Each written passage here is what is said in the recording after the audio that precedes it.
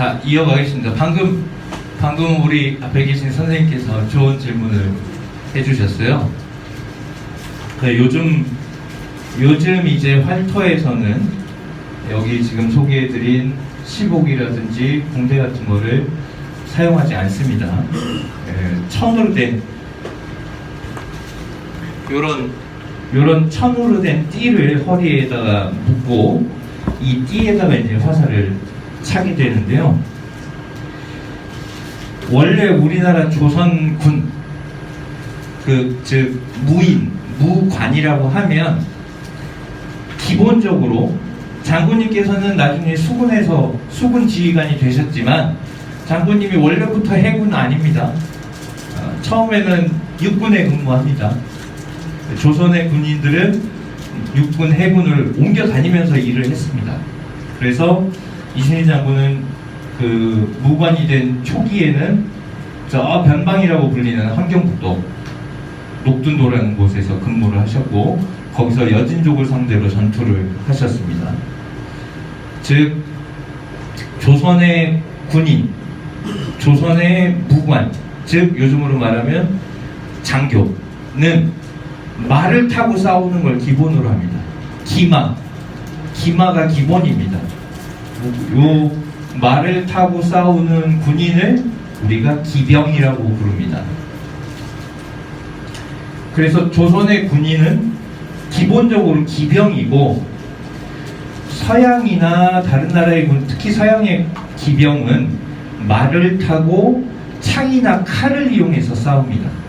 그래서 창기병 이렇게 부릅니다. 우리나라의 기병은 기본적으로 말을 타고 활을 쏘는 기병입니다. 그래서 군기병이라고 부릅니다. 이 시복과 궁대는 말을 타고 전투를 하는, 말을 타고 활을 쏘기 위해서는 필수적인 장비입니다. 그래서 기병의 기본 장비가 궁대와 시복입니다. 이걸 합쳐서 동계라고 부릅니다. 아까 우리가 맨 앞에 살펴봤던 태조 이성계의 장비 중에 보면 궁대, 요게 시복입니다. 요게 기본입니다. 태조 이성계도 기병이었습니다. 지금은 활이 민간에서 활터에서 우리가 심신의 건강을 목적으로 하는 스포츠가 되었기 때문에 저런 장비들이 필요가 없어진 겁니다. 조선 시대에도 민간에서는, 즉 활터에서는 이런 천으로 된 궁대를 사용했습니다.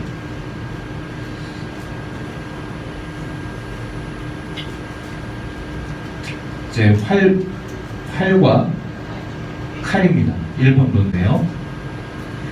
임진왜란 때 일본에도 활이 있습니다. 활이 있긴 합니다만은 일본의 주력 무기는 칼이었습니다. 조선은 활이었죠. 칼과 활은 어떤 차이가 있을까요? 가장 근본적인 차이가 있습니다. 거리 차이죠. 그렇죠. 네. 거리 차이죠. 칼은 이 칼을 들고 적 앞까지 가서 싸우는 겁니다. 찌르고 휘두르고 하겠죠. 활은 멀리서 적을 노리는 겁니다. 전쟁을 철학이라고 부르긴 좀 뭐합니다만은 전쟁의 철학이 달랐던 겁니다. 전투의 철학이 달랐던 것이죠. 일본은 칼을 들고 상대방을 도륙을 내는 방식의 전투를 했던 거고, 조선은 멀리서 말을 타고 또는 성벽 위에서, 성 안에서 또는 진을 짜서 화살을 날려보내서 적을 물리치는 개념을 가지고 있었던 겁니다. 이 둘은 아주 상반되고 다른 개념입니다. 임진왜란 당시에 왜군의 전술이라고 하는 것은 등선 육박전입니다. 이게 이순신 장군 외군과 싸웠던 바다에서의 전투를 기준으로 얘기하는 겁니다. 등선 육박전이라는 건 뭐냐면 등, 오를 등, 배선, 육박은 배에 기어 올라타가지고 몸으로, 즉 칼로 난도질을 하면서 싸운다라는 겁니다. 이게 왜군, 즉 일본의 기본 전술입니다. 그래서 왜군의 장기는 단병 접전입니다. 단병 접전이라는 건 무슨 뜻이냐면 홀로 병장기, 즉 칼을 들고 싸우는데 능하다는 뜻입니다. 칼부림에 능하다는 얘기죠. 조선의 장기는 궁술입니다. 활로 쏘아 맞추는 거죠. 멀리서. 이건 조선전역 해전도라고 일본화가 그린 그림인데, 그 임진왜란 당시의 전투를 묘사한 그림입니다. 임진왜란 당시의 그림은 아니고요. 한참 후에 1900년대에 그려진 그림이긴 한데, 여기도 보시면 왜군들이 우리 조선군이 있는 배로 막 기어 올라가려고 하고 있죠. 여긴 이미 막 거의 날라서 올라타고 있죠. 요게 일본 애들이 싸우는 방식입니다. 우리나라 조선 수군의 배를 뭐라고 부르는지 혹시 아시나요? 네, 판옥선이라고 부릅니다. 판옥선은 뭐냐면 판자, 즉 나무로 옥은 집이잖아요. 또는 옥상 할 때 그 옥입니다. 외놈들이 왜군의 배가 우리 배보다는 조금 작았어요. 좀 낮고 작았어요. 왜놈들이 하도 우리 배에 뛰어 올라가지고 해적질, 노략질, 사륙을 벌려대니까 이걸 가만히 당하고 있을 수 없지 않습니까? 원래 우리 배는 여기까지만 있었습니다.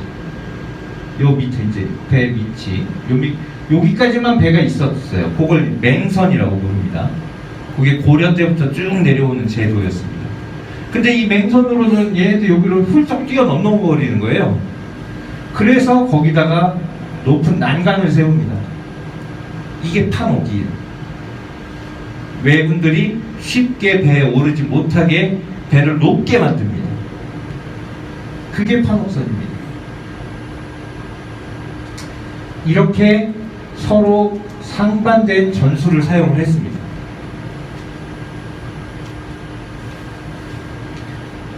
요거 뭔지 아시나요? 예, 요걸 총통이라고 부릅니다. 포죠, 화포. 예, 요거는 지금 커다란 대장군전이라는 요거 화살입니다. 예, 우리나라에서 가장 커다란 화살. 이 대장군전을 탑재하는 화포여서 천자총통이라고 부릅니다. 화포에 등급이 있었던 겁니다. 위력 차이에 따라서 천, 지, 현, 황 이렇게 해서 천자총통, 지자총통, 현자총통, 승자총통 이런 식으로 등급이 있었던 거예요. 그 중에 가장 위력이 세고 커다랗고 무거운 화살을 멀리 날려보낼 수 있었던 게 천자총통이에요. 임진왜란 때 왜군과 조선군이 전투를 벌이면 우리가 드라마에 보면 김용민이 다 깨부셔라 그러면은 천자총통이 뭐 빵빵빵빵 쏴고 슉 날아가고 외선이 빵 폭발하잖아요. 그죠? 드라마나 영화 명량에서도 그러죠. 근데 이 나무 화살이 요 끝에는 쇠로 되어 있습니다. 쇠로 되어 있고 여기 나무고 날개는 철판입니다. 여기 날라가지고 일본 배에 맞으면 폭발하나요? 폭발 안 해요. 이게 그냥 나무 기둥입니다. 나무 기둥. 사람 키만 해요. 대장군전이 사람 키만한 굵직한 이만큼 굵은 통나무입니다. 물론 날아가서 저게 멀게는 3km까지도 날아갔다고 기록에는 되어 있습니다. 실제로는 1km에서 수백 미터 이내 정도에서 교전하지 않았을까 싶지만 기록상으로 최대 3km까지 날아갔다고 하는데 그렇게 멀리 날아가고 떨어지면 그 위력은 대단했겠죠. 위력은 대단합니다. 무거운 물체가 긴 거리를 날아와서 딱 꽂히면 웬만한 외군 배는 갑판부터 바닥까지 다 뚫어버립니다. 관통해버리는 거죠. 옛날 배들이 목선 아닙니까? 나무로 만들어진 배 아닙니까? 나무로 만들어진 배의 바닥이 뚫리면 어떻게 되죠? 물이 들어와서 가라앉겠죠. 즉 임진왜란 당시에 화포라고 하는 것은 영화나 드라마에서처럼 이렇게 막 쏘고 날아가서 팍 폭발하는 게 아니고 배에다 구멍을 뚫 말 그대로 부숴버리는 거예요. 부숴버리는 거예요. 그래서 요거는 지금 현재 일본에서 보관하고 있는 지네들이 전쟁에 지게 만든 원흉이잖아요. 이 무기가. 그래서 이거를 지네들이 노획해서, 즉 당한 다음에 가지고 일본으로 돌아갑니다. 그래서 일본의 임진왜란에 참전했던 가문들의 박물관, 즉 보물창고에 보관되어 있는 거예요. 두 개 다 일본에 있는 겁니다. 지금 우리나라에는 거의 다 제형품만 있지 임진왜란 당시의 물건이 없는데 아주 최근에 하나 발견되긴 했습니다. 근데 불과 얼마 전까지만 해도 실물이 없었는데 일본에서 보관하고 있었을 거예요. 이게 요즘으로 치면 미사일처럼 날라와서 배를 꿰뚫었던 겁니다.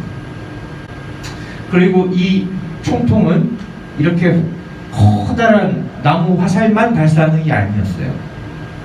요 구멍에 직경에 맞는 거라면 뭐든지 발사할 수 있었습니다. 그래서 원래는 총통의 발사체는 단석이라고 합니다. 단석.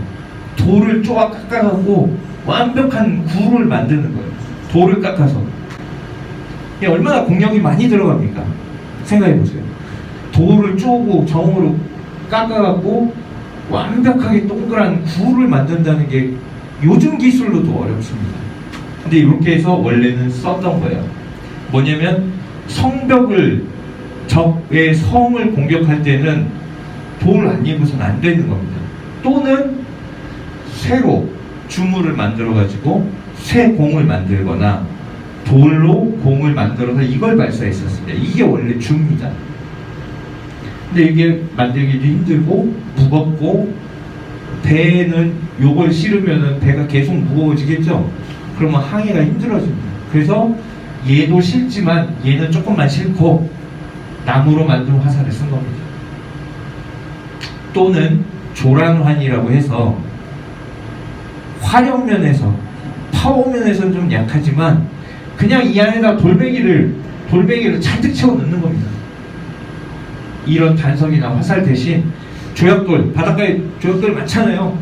포에다 때려 넣는 겁니다. 그러고서 가까운 빡 쏴버리면 수백 발의 탄환이 돼서, 조약돌들이 수백 발의 탄환이 돼서 날아가는 거죠.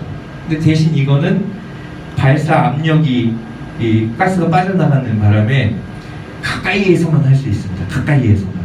그래서 명량, 영화 명량에서 보면 멀리 떨어져 있을 때는 이렇게 장군전을 화살을 날리다가 가까이 배가 붙어버리니까 조란탄을 쓰는 장면이 딱 한 번 나옵니다. 가까이 붙었을 때. 그거는 고증에 맞는 거예요.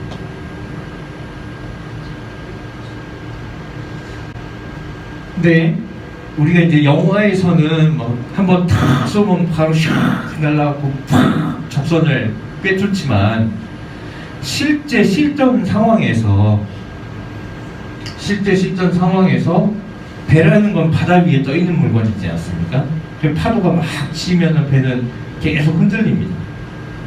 요즘처럼 컴퓨터가 있는 것도 아니고 정밀한 어떤 도구가 있는 것도 아니고 저런 화포는 심지에다가 불을 붙여가지고 발사하게 되는데 정확히 온 타이밍에 발사가 될지도 몰라요.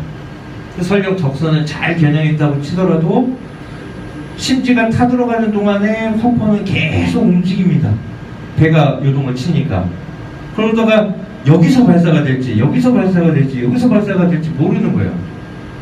그러면 얘가 최소 수십 미터에서 뭐 수백 미터, 1km까지 날아가서 적선에 그 조그마한 배에 맞아준다는 보장이 없잖아요. 그렇잖아요. 근데 화약도 발사체도 한정되어 있습니다. 그런 상태에서 전투를 치렀을 때 어떻게 해서든지 명중률을 높이지 않으면은 전투가 안 되는 거죠. 이순신 장군은 맨날 그걸 고민을 했습니다. 일기에 보면. 그래서 나온 게 우리가 잘 알고 있는 항진법입니다. 왜군들은 계속 우리 배로 달라붙으려고 하니까 유인을 해서 왜군의 배들을 한 군데에 가급적이면 많이 모아놓고 이렇게 많이 모이도록 유인을 하는 방법을 이순신 장군은 계속 고민한 겁니다. 그래서 우리가 잘 아는 울돌목이니 뭐 그 유인작전이니 지형지물을 이용해서 어느 한 장소에다 묶어 놓는 겁니다. 배들을, 왜군 배를. 그래 놓고 우리 배가 이렇게 싹 반원을 그려서 소위 말해서 포위를 하는 거죠. 포위를 해놓고 이 각각의 배들에서 일제히 화포를 쏘면 상대적으로 명중률이 높아지는 거죠. 왜냐하면 밀집된 적을 향해서 사방에서 쏟아보면 10발을 쏘면 개 중에 2~3발은 맞지 않겠냐라는 작전인 겁니다. 요게 이순신 장군의 핵심적인 전술이었습니다. 부족한 기술과 부족한 사거리를 극복하는 방법, 그게 하객진이고 개개의 전술로는 막 왜구를 유인하고 뭐 조류 타이밍을 보고 이런 수많은 작전들은 오로지 요걸 위해서 하는 거예요. 그래야만 적을 물리칠 수가 있었던 거죠. 그래서 오늘날 포와 활, 화살은 전혀 다른 개념의 무기지만 옛날에 화포는 화약으로 쏘는 활이었던 거예요. 화약의 힘으로 쏘는 활. 그래서 요즘의 화포와는 그 개념이 좀 다릅니다. 총이라든지 포와는 조금 개념이 달랐죠. 이순신은 이 개념이 사실은 육상에서, 지상에서는 아주 오래전부터 있었던 겁니다. 적들을 한 군데 몰아놓고 집중적으로 화살을 쏘아서 적을 괴멸시킨다 라는 것이 땅에서는 이미 익숙한 개념인데 이걸 바다에다 적용을 한 거예요. 그 전까지는 바다에서는 속절없이, 도리 없이 왜군들이 오면은 보일 때부터 활로 막 쏴서 맞추거나 배에 기어오른 왜군들과 전투를 펼칠 수밖에 없었는데 이순신은 애초에 그 싹을 잘라버린 거죠. 니네들이 나한테 가까이 오는 걸 나는 허용하지 않을 거예요.